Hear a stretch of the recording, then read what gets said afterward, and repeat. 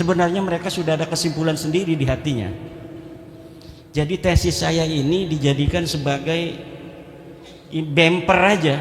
Ini ada. Padahal mereka udah dari dulu mungkin nggak percaya nih cucu Nabi tukang mintain duit begini. Nggak percaya cucu Nabi ada yang nyolong motor orang. Nggak percaya ada cucu Nabi. Semalam itu ada yang cerita di kampung apa di sana, semalam acara dia marawis bawa anaknya perempuan mohon ke kiai itu ke kamar mandi, ternyata nyolong duit di kamarnya kiai itu. Ini anaknya yang marawis ini, Habib itu. Nggak mungkin orang-orang yang menisbahkan diri pada Rasulullah kemudian mempunyai akhlak demikian.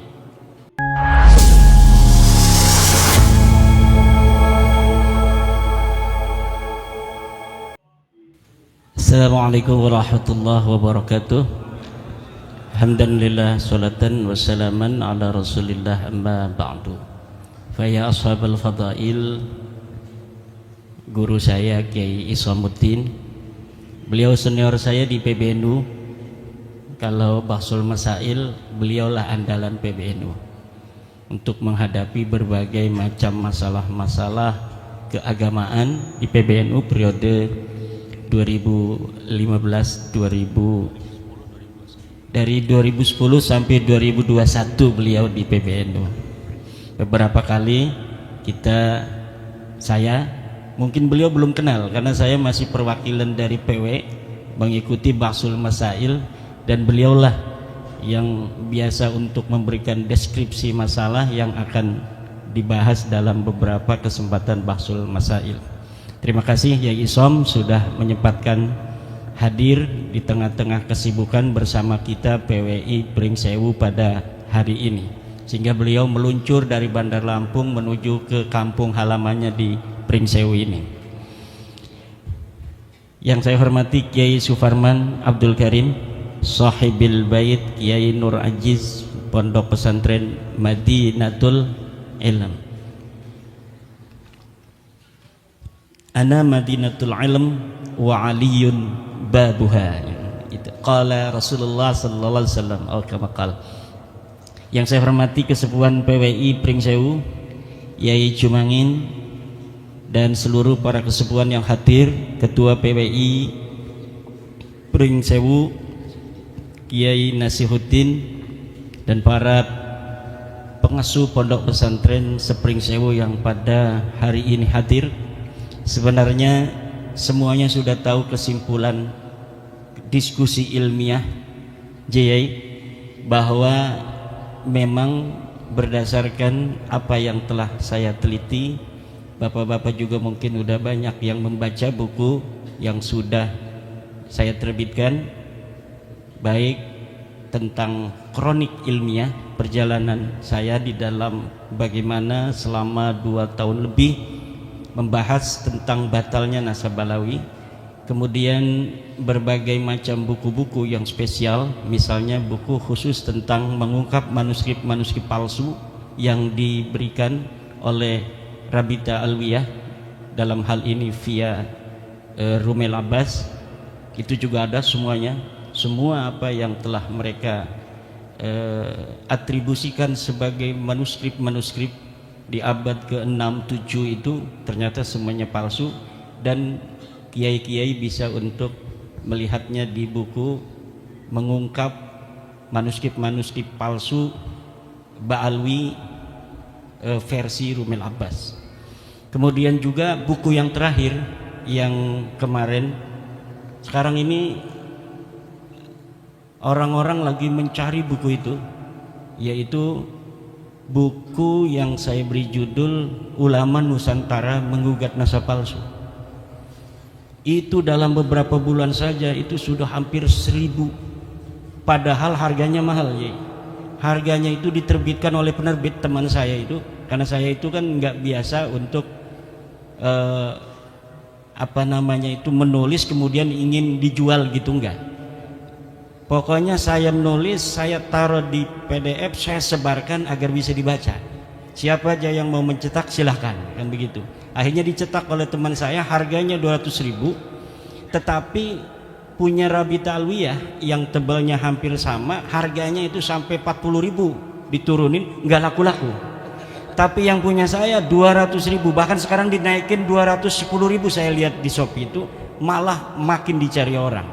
Ini adalah sebuah indikator bahwa mayoritas masyarakat ini bersama kita, dan kesimpulannya sama, bahwa Ba'lawi bukanlah cucu dari baginda Nabi besar Muhammad sallallahu alaihi wasallam. Sebenarnya mereka sudah ada kesimpulan sendiri di hatinya. Jadi tesis saya ini dijadikan sebagai bumper aja. Ini ada. Padahal mereka udah dari dulu mungkin nggak percaya nih cucu Nabi tukang mintain duit begini. Nggak percaya cucu Nabi ada yang nyolong motor orang. Nggak percaya ada cucu Nabi. Semalam itu ada yang cerita di kampung apa di sana, semalam acara dia marawis, bawa anaknya perempuan, mohon ke kiai itu ke kamar mandi, ternyata nyolong duit di kamarnya kiai itu. Ini anaknya yang marawis ini, Habib itu. Nggak mungkin orang-orang yang menisbahkan diri pada Rasulullah kemudian mempunyai akhlak demikian. Nah, apapun itu sekarang buktinya sudah ada sebuah penelitian ilmiah. Sebelumnya penelitian firasah masing-masing itu sekarang sudah mendapatkan sebuah cantolan hukumnya yang secara ilmiah bahwa betul Ba'lawi ini bukan cucu Nabi. Dulu guru saya Yai Abuya Dimyati itu kalau ada Habib sini delo ya incu Nabi ya, ini matanya dibuka, delo ya incu Nabi asli ya, itu artinya beliau nggak percaya, tetapi tidak pakai dalil, tidak pakai data, itu kasfan, maka tidak bisa untuk diikuti, karena kasfan itu tidak bisa diikuti. Jangankan mukasafah hanya dalam masalah nasab, hanya dalam masalah Ramadan saja, walaupun bertemu Nabi malam kita bertemu Nabi mengatakan besok adalah Ramadan, itu tidak bisa dijadikan dalil untuk bisa menjadi patokan orang berpuasa. Nah gitu. Jadi mimpi, kasab dan sebagainya itu laisat hujjatan lil hukmi. Nah, saya ini mengadakan penelitian ilmiah. Bener nggak ini Habib ini cucu Nabi? Ilmiah itu berdasarkan 3 hal. Pertama adalah dia harus bersifat logis, kedua harus empiris, ketiga harus pragmatis. Logis artinya masuk akal, yang empiris artinya berbasis fakta dan data, pragmatis artinya penelitian ini harus ada kepentingan umat yang diperjuangkan, harus ada manfaatnya. Nah, Ba'lawi mengaku cucu Nabi dengan segala akhlak yang mereka pertontonkan, pendawiran wama syabaha yang terjadi di berbagai macam lapisan masyarakat, bukan hanya di kiai, di pejabat, di pengusaha, termasuk yang paling empuk itu kiai, karena kiai itu husnudonya tinggi. Karena manhajnya manhaj ketum. Kalau yang manhaj ketum gampang ditipu. Makanya jangan mau kalau dalam nasab ini pakai manhaj ketum. Ama ketum kita manhaj organisasi ikut beliau. Tapi manhaj Ba'lawi jangan ikut ketum, karena kita bisa dijajah. Karena Ba'lawi itu hanya mau mengambil manfaat, mendawir, menekan itu hanya kepada mereka yang masih husnudon. Kalau yang sudah merdeka, proklamasi saya keyakinan bahwa Ba'lawi bukan cucu Nabi, itu gendamnya Ba'lawi itu nggak bisa masuk ke kita. Gendam doktrinnya itu bahwa mereka cucu Nabi, kemudian mereka minta uang. Kalau misalnya nggak minta uang, kita ini sungkan, takut kualat, enggak barokah, itu hilang apabila kita sudah proklamasi bahwa sesungguhnya Ba'lawi bukanlah cucu Nabi. Hal-hal yang mengenai penelitian ilmiah dan lain-lain saya serahkan pada Kiai Imad. Udah beres itu.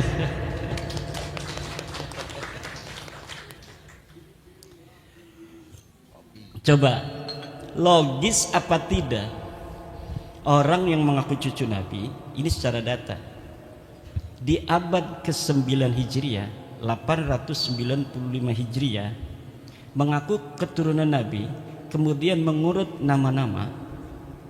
Ali bin Abu Bakar namanya As-Sakran nih 895 Hijriah.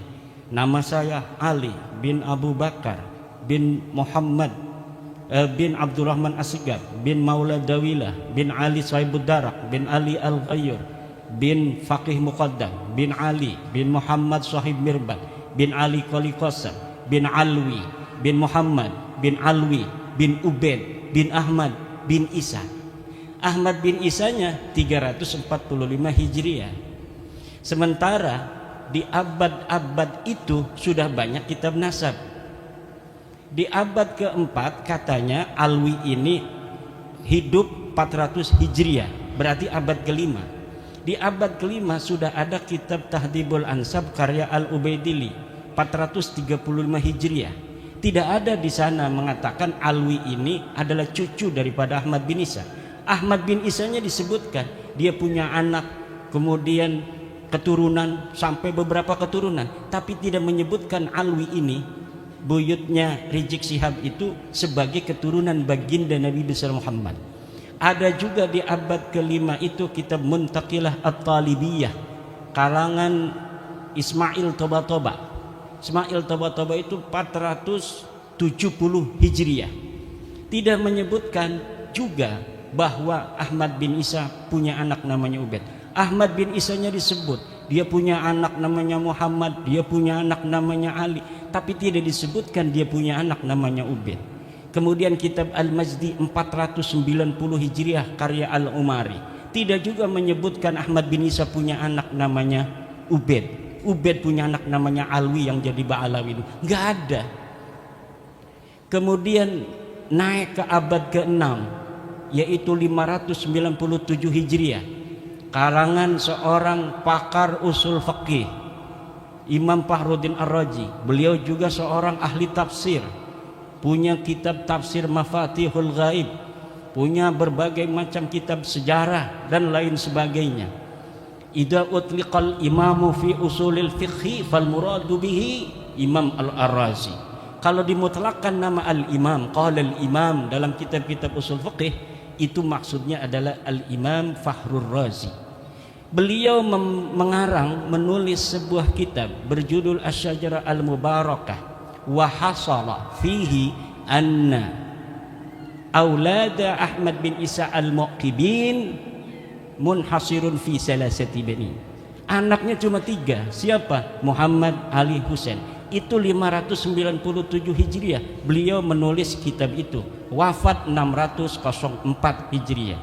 Beliau punya anak murid namanya Al-Fakhri juga, ngarang kitab namanya Al-Fakhri. Al-Marwazi nama murid beliau, itu 614 Hijriah. Di situ juga disebutkan nama Ahmad bin Isa dan tidak disebutkan Ahmad bin Isa ini punya anak namanya Ubaid, punya cucu namanya Alwi. Tidak ada. Mereka tidak disebut keturunan Nabi pada 614 Hijriah. Kemudian ada kitab Al-Asili 700 Hijriah. Kemudian ada kitab As-Sabatul Musan 787 Hijriah. Kemudian ada kitab Umdatul Talib As-Sugra 828. Ada kitab Umdatul Talib As-Sugra karya orang yang sama Ibnu Ainabah 828 Hijriah. Sampai abad ke-8, abad 9 awal ini tidak ada orang yang menyebutkan ahli nasab itu bahwa Ba'alawi keturunan baginda Nabi besar Muhammad SAW. Padahal mereka sudah ada itu di abad 9 itu, mereka sudah mulai mengaku sebagai turun Nabi. Ali bin Abu Bakar As-Sakran ini sudah mengaku keturunan Nabi di abad 9. Tapi orang-orang Yamannya saja itu tidak ada yang mencatat mereka sebagai keturunan Nabi di abad 9 itu. Maka saya sebutkan ada 550 tahun kosongnya riwayat antara pengakuan dan orang yang diaku. orang yang diakui 345 Hijriah, mereka mengaku 895 Hijriah, hitung pakai kalkulator 550 tahun. Itu kalau kita mau kasihan. Itu versi kasihan itu 550 tahun itu. Versi yang tidak kasihan dalam ilmu nasab itu, dalam ilmu nasab, sebuah kitab sejarah la yuqaddamu bihalin ala ma yusbituhun nasabun. Ilmu sejarah, sejarawan tidak bisa didahulukan dari apa yang telah ditetapkan oleh ahli nasab. Sedangkan Ali As-Sakran ini ngarangnya kitab sejarah tasawuf dan amalannya. Maka walaupun ada susunan dia menyebutkan nama-nama sampai Ahmad bin Isa, itu sebenarnya dalam ilmu nasab tidak dianggap sama sekali.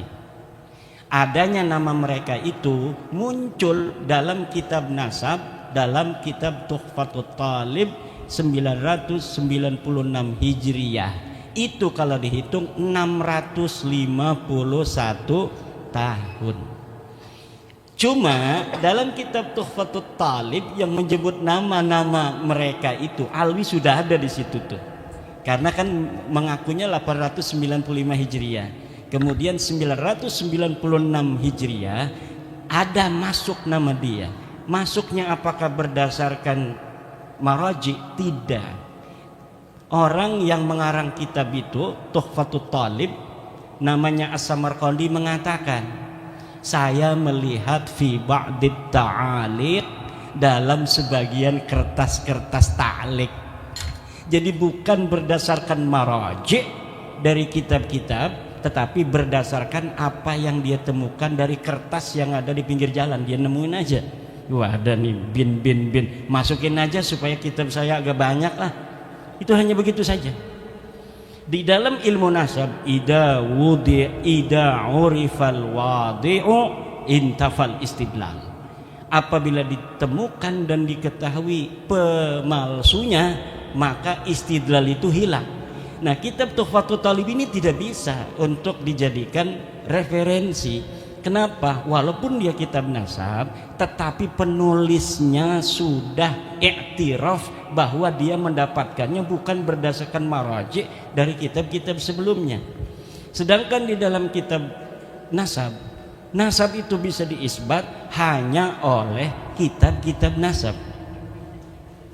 Jadi kitab-kitab nasab yang ada di sejak masa 199 Hijriah, Abnaul Imam fi Misrawasan, itu Abnaul Imam kitab aslinya yang kemudian pada abad kelima dipalsukan, katanya ini karya Yahya bin Ismail Toba-Toba, padahal itu karya Ibrahim Toba-Toba yang wafat 199 Hijriah. Itu sudah ada kitab nasab 199 Hijriah, sudah ada kitab nasab, ditulis semua keturunan Imam Hasan dan Imam Husain. Gak bisa orang masuk sembarangan. Kemudian ada kitab Nasabu Quraisy, ada kitab Nasab Bani Quraisy, ada kitab As-Sam'ani tentang nasab, ada kitab Siri Silsilatil Alawiyah 340 Hijriah karya Abu Nasr Al-Bukhari. Tapi di situ bukan masa di mana Ahmad bin Isa hidup, jadi kita nggak pakai sebagai dalil. Yang kita pakai dalil mulai daripada kitab nasab yang bisa diakses paling tua, yaitu Tahdzibul Ansab karya Al-Ubaidili 435 Hijriah.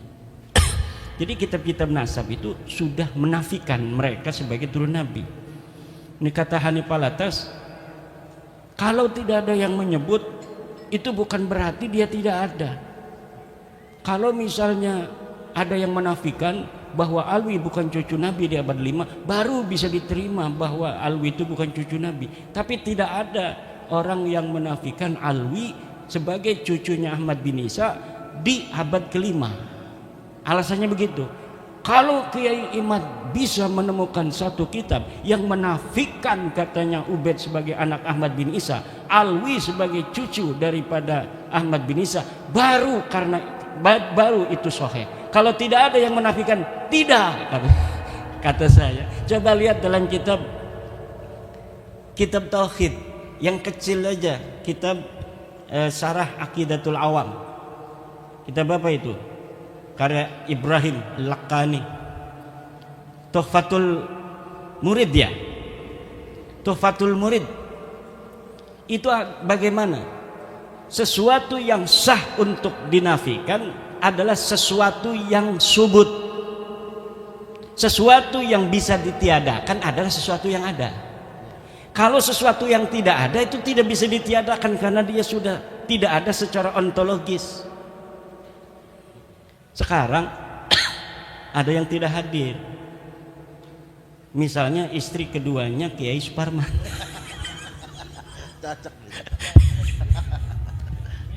Istrinya ada, makanya saya candain. Misalnya Kiai Suparman punya istri dua, misal yang hadir cuma permaisuri. Ada misalnya namanya Mesaro. Misal, kok Mesaro tidak ada? Nah, tidak ada itu karena memang tadinya ada. Tapi kalau memang sesuatu itu tidak ada, maka bagaimana sesuatu yang tidak ada kemudian kita nafikan? Itu dalam teori filsafat itu tidak logis. Kalamun ghairu mantiqiyyin.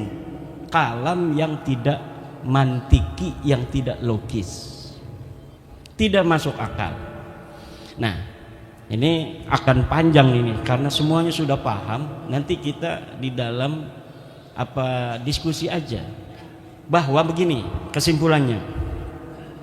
Untuk mengetahui dia diisbat cucu Nabi atau tidak, itu menggunakan metodologi nasab, ilmu nasab dan kitab nasab.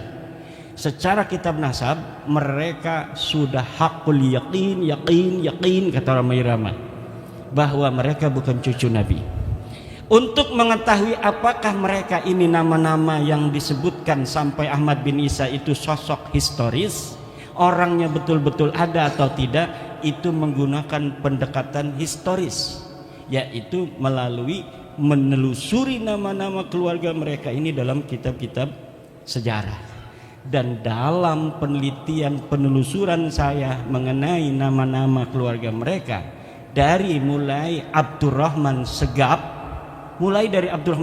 kakeknya Ali Abu Bakar As-Sakran, Abdurrahman As-Segaf, punya ayah katanya namanya Muhammad Maula Dawilah.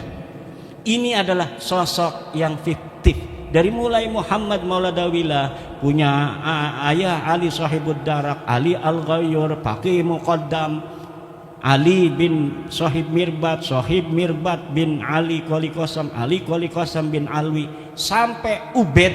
Itu semuanya sosok ahistoris, orang fiktif yang namanya diurut begitu saja demi untuk mencapai ketersambungan sampai Ahmad bin Isa yang sudah sahih sebagai keturunan Nabi. Jadi jangankan bisa diisbat secara ilmu nasab, uang sosoknya aja nggak ada. Bagaimana sih Kiai Ahmad bisa menemukannya? Begini Pak, di Tarim itu banyak orang dulu. Faqih Muqaddam itu 653 Hijriah. 653 Hijriah di Tarim itu banyak ahli-ahli agama, ulama-ulama besar. Ada kitab-kitab nasab sejarah yang ditulis.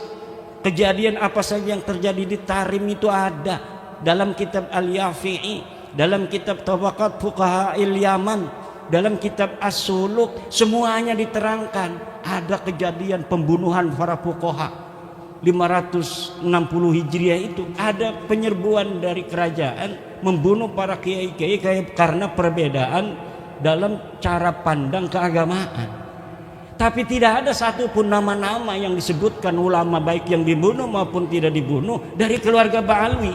Kenapa? Karena memang waktu itu mereka tidak ada di Tarim.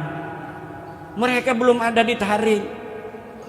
Mereka pindah dari India masuk itu sekitar sebelum abad 9 Hijriah, beberapa puluh tahun sebelumnya. Kemudian menyusun sebuah kekuatan di situ, kesejarahan, palsuin semua ulama-ulama di sana. direbut nasabnya orang, kemudian yang direbutnya itu diingkirodkan. Ini mereka kan nyantol ke Abil Jadid, ulama Hadramaut, Syarif Abul Jadid. Nasabnya diambil, Abul Jadidnya dihancurkan. Bahwa Abul Jadid ini tidak punya keturunan hari ini abad 9. Sama juga dengan Wali Songo. Wali Songo diambil itu sejarahnya, dibelokkan nasabnya ke Hadramaut, keturunannya dihilangkan bahwa mereka tidak punya keturunan. Ini yang akan terjadi kalau tidak ada bab nasab 2022 dan tidak ada Kiai Suparman Abdul Karim di Lampung. Ini yang akan terjadi karena beliau yang awal-awal mengambil nyamber itu dari Banten. Luar biasa, antara Lampung dan Banten persahabatan yang tiada akhir. Dari zaman dulu, dari zaman Sultan Maulana Hasanuddin, bukan di Banten dulu punya istrinya, di Lampung dulu. Di Lampung dulu, beliau itu punya istri di Lampung. Karena istrinya putih, anaknya putih. Kemudian dia dinikahi nama ayahnya dengan anaknya Raden Patah Demak. Ya namanya orang Demak kan ya kayak orang Demak nih banyak tuh. Nah, datanglah ini dari Lampung si putih ini. Siapa kamu? Arya Dila. Siapa kamu? Saya anaknya Sultan Hasanuddin. Anak dari mana? Dari Lampung, istri Lampung yang gak ketahuan. Putih amat katanya. Akhirnya kata orang Banten, ini bukan anak orang, ini anak jin katanya. Jadi Sultan Hasanuddin lagi di hutan katanya nemu wanita cantik padahal bukan orang. Jadi jin, dia nggak sah jadi sultan, nggak bisa karena bukan sempurna manusia. Itu begitu politik zaman dulu tuh begitu, bikin hoak-hoak gitu, framing gitu, demi agar yang jadi sultan adalah anak dari Banten, Maulana Yusuf. Nah, tetapi persahabatan itu kemudian Maulana Yusuf menaruh anak-anaknya di Lampung. Kemudian Maulana Muhammad Nasruddin perang dengan penjajah di Palembang. Palembang ini lagi mau dijajah nih sama musuh. Itu yang ngebantu dari Banten dengan Lampung. Lampung, siap kita perang membela Palembang. Dari Lampung, siap. Lah ini sekarang ini nih, jangan-jangan ini cucunya waktu dulu itu. Nah, kemudian sejak masa Maulana Muhammad Nasruddin kepada anaknya Abdul Mafahir Mahmud Abdul Qadir, kemudian pada anaknya juga Sultan Abdul Ma'ali Ahmad, pada anaknya Sultan Tirtayasa. Sejak Sultan Tirtayasa itu kemudian baru ada Belanda di Banten. Di Lampung juga sama. Di sana dikuasai Belanda, secara politiknya ini juga dikuasai oleh Belanda, tetapi tetap masih rajanya Raja Banten, ini rajanya dari Lampung Banten. Sunan Gunung Jati pun kesini juga, jadi bukan hanya Sultan Hasanuddinnya, Sunan Gunung Jatinya sebelum itu juga pernah ke Lampung dan menyebarkan Islam, walaupun belum diterima secara masif. Nah, makanya alhamdulillah bab nasab ini mengumpulkan yang terserak itu. Sejarah-sejarah kesatuan kesejarahan Nusantara ini hari ini kembali menjadi perhatian semua bangsa. Dan kebetulan saya yang pertama kali tertarik untuk itu, dan secara kesejarahan saya memiliki hubungan dengan berbagai macam leluhur-leluhur Nusantara ini. Jadi dulu itu di Banten itu ada ini ya. Jadi ada Sumedang, Banten, saingan. Tapi ada orang yang turunan Sumedang dan turunan Banten. Ini yang menjadi pengadem-ngadem, yem-yem. Dan itulah leluhur saya. Jadi yang bisa bikin adem ini. Kemudian dengan Mataram. Dengan Mataram saingan juga walaupun saudara, sama-sama keturunan Pemanahan, Ki Ageng Pemanahan. Tapi kemudian beberapa generasi Banten dan Mataram bersaing. Siapa yang bisa untuk merekatkan, mengadem-ngadem? Iya, namanya Raden Arya Wangsakara. Kenapa? Karena dia dekat keturunannya juga dengan raja-raja di Mataram.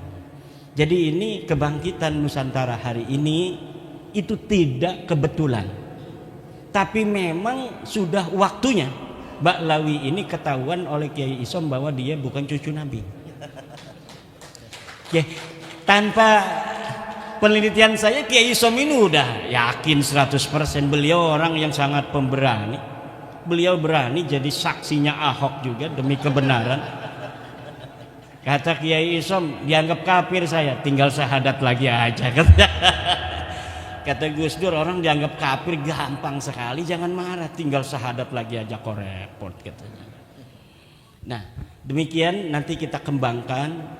Nah, satu lagi, itu dari nasab, sejarah fiktif kan, orangnya nggak ada. Jangan hadarat pada orang-orang yang tidak ada. Nanti ngeliang-liang ininya nih, Fatihah kita kemana-mana nggak diterima langit, nggak terima bumi.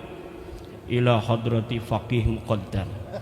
Jangan hadaratin dulu, buktikan dulu ada apa tidak itu orang. Nggak ada. Orang sibuk ngomong faqih muqaddam kafir. Ditanya sama Gus Ajis Jazuli, Kiai gimana faqih muqaddam, setuju nggak kalau dia kafir? Kata saya nggak setuju. Kenapa Yai? Karena memang orang kafir itu harus punya taklif, mukallaf, syahsun, harus ada jongotnya ini. Sementara faqih muqaddam itu laisa syahsan tarikhiyan, bukan manusia historis, tidak ada di masa lalu, namanya hanya ditulis saja, kemudian sejarahnya satu persatu dirangkai, diglorifikasi pada ratusan tahun setelahnya. Semakin lama semakin besar itu glorifikasinya, seakan-akan kemudian diyakini lebih dari orang-orang historis. Padahal orang ini sama sekali tidak ada. Tetapi kenapa hari ini orang kalau hadarat faqih muqaddam kerasa masuknya? Itu perasaan-perasaan input informasi yang selama ini menjejal di dalam alam bawah sadar. Karena manusia itu bahkan mengalahkan Syekh Abdul Qadir Jilani. Karena manusia itu Pak, apa yang dia simpulkan adalah apa yang masuk daripada informasi-informasi yang tersedia. Walaupun dia kadang-kadang memahami bahwa informasi itu palsu, daripada tidak ada informasi, maka informasi itulah yang akan dia jadikan patokan untuk menjawab berbagai macam pertanyaan yang ada dalam dirinya. Untuk apa? Menenteramkan jiwa saja. Menenteramkan jiwa. Nah, sekarang sudah tidak boleh lagi. Karena apa?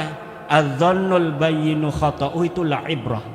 La ibrata bidzannil bayyini khata'uhu. Tidak boleh dihitung, tidak masuk reken dzon yang sudah jelas salahnya. Jadi madhab ketum itu berbahaya untuk tradisi pendawiran. Ini orang yang masih mempunyai dzonnya ini sudah nyata salahnya, itu secara sosial akan melanggengkan tradisi pendawiran. Maka khusus dalam babu Ba'lawi jangan ikut madhabnya Gus Yahya. Bahaya untuk diri kita ini. Nanti kita akan bisa untuk didawir. Jadi kalau instruksi organisasi ikut siap, dalam kombes siap, dalam ini politik siap, dasar nanti dulu. Bahaya dalam pendawiran saya nanti. Nah, ada fotonya Gus Yahya di rumah. Ada kiai yang gak punya foto Gus Yahya, ada foto saya. Maka yang akan selamat dari kejelekan Ba'lawi yang ada foto saya. Yang ada foto Gus Yahya akan langsung ini husnudon ini. Fotonya juga ini orang husnudon. Tapi kalau ada foto saya, ini madhab Imadiyah. Wah, anti Ba'lawi ini, nggak bisa nih ditipu orang. Bagaimana kalau ada foto Gus Yahya, ada foto saya? Ini orang bingung, stres nanti Habibnya. Aduh, bingung juga. Ada Gus Yahya, ada Kiai Imad, ini dua-duanya ini katanya la ilaha ulai wa la ilaha ulai mudzabdzabina baina dzalik. Dan ini banyak ini orang mudzabdzabin ini. Orang mudzabdzabin ini banyak hari ini. La ilaha ula wa la ilaha ula. Demikian sementara nanti kita kembangkan di dalam diskusi. Terima kasih. Assalamualaikum warahmatullahi wabarakatuh.